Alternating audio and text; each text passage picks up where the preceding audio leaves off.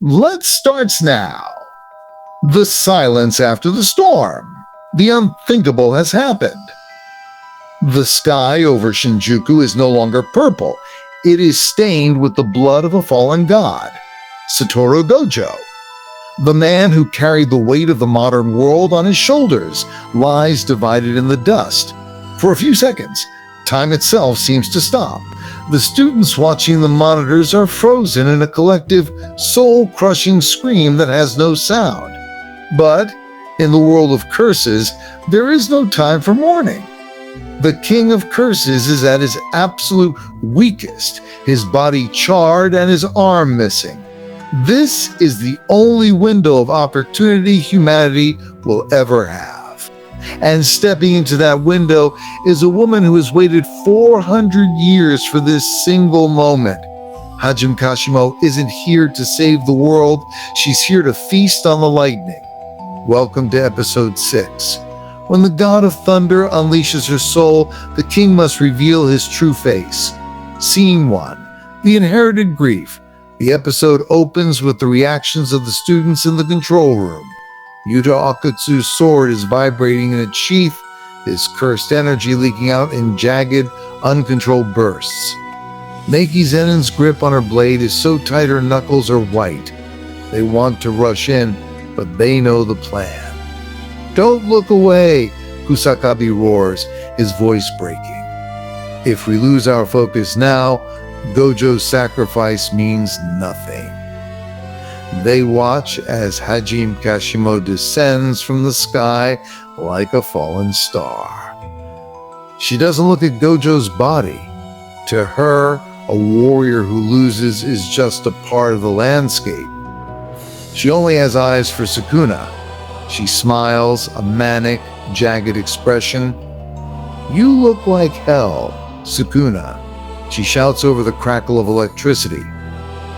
"Let's see if you can handle a storm that burns the soul." Scene 2.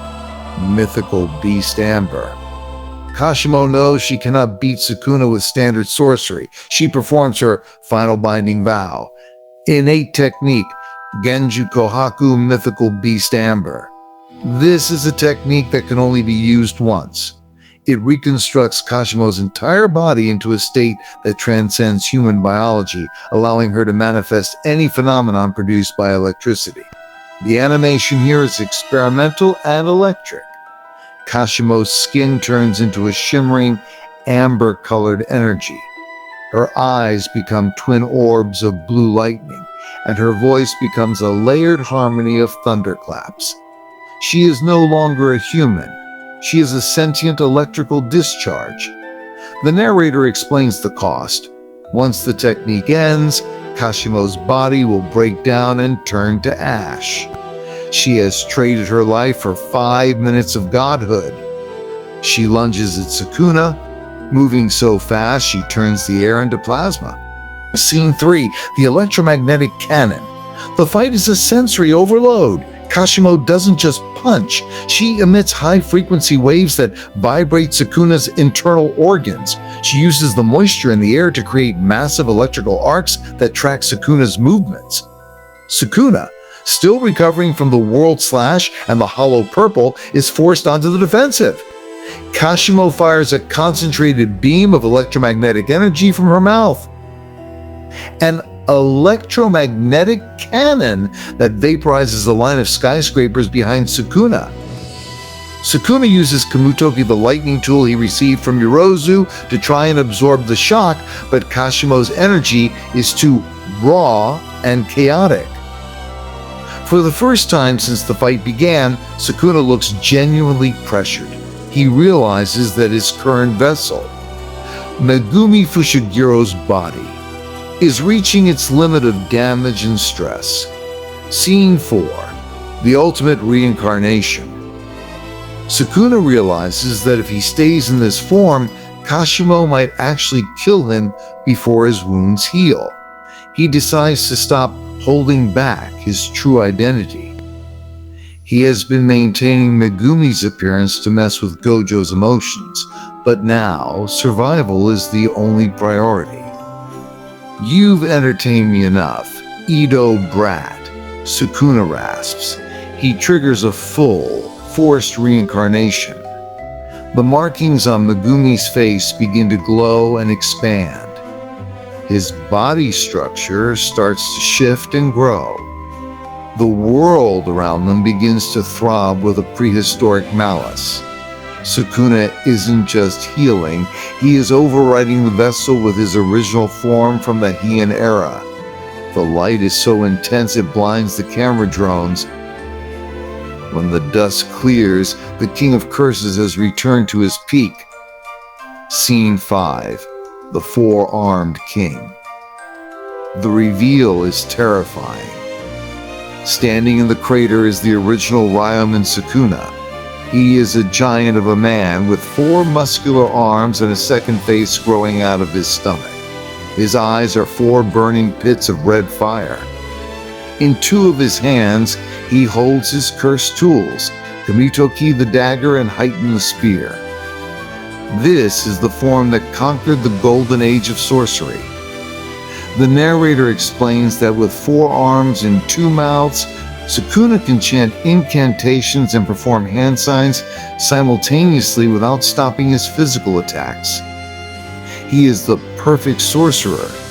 Kashimo lunges again, but the power dynamic has shifted. Sukuna catches her mid-air with 2 hands and uses the other 2 to perform a point-blank dismantle.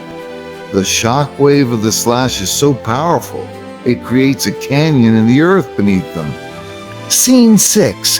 The Waffle of Death. The episode reaches its brutal conclusion. Kashimo, sensing her body beginning to crumble as the technique nears its end, prepares one final massive discharge. She pulls all the electricity from the atmosphere into a single point between her hands. But Sukuna is faster. He begins a chant, his 2 mouths speaking in a haunting, dual-layered rhythm. Scale of the dragon, recoil, paired stars. He points all 4 arms at Kashimo.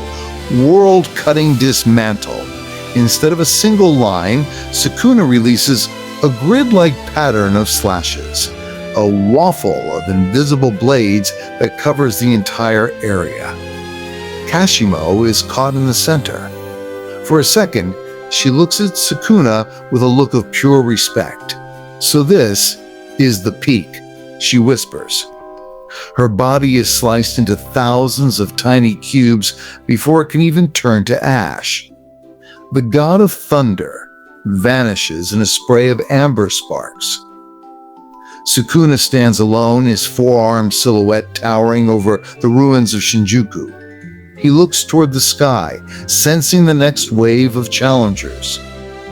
From above, Yuta Akatsu and Yuji Itadori are descending, their faces set in grim determination. The episode ends with Yuji landing in the crater, looking directly into the 4 eyes of the monster that stole his life. "It's time to end this, Sukuna," Yuji says. The final suspense. The god is dead, and the king is whole. The Heian might, now that Sukuna is in his true form, can even the combined strength of Yuta and Yuji scratch him? Yuji's new power. What did Yuji gain from eating the death paintings, and will it be enough to reach Megumi's soul, the final gambit? With Gojo and Kashimo gone, who is the hidden ace that the students are still waiting to play?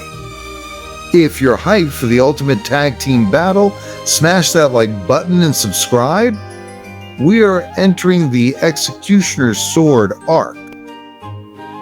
Press the bell icon for episode 7, where the courtroom of Higuruma opens its doors to the king. Can Yuji finally land a punch that matters? Let us know in the comments. End of episode 6.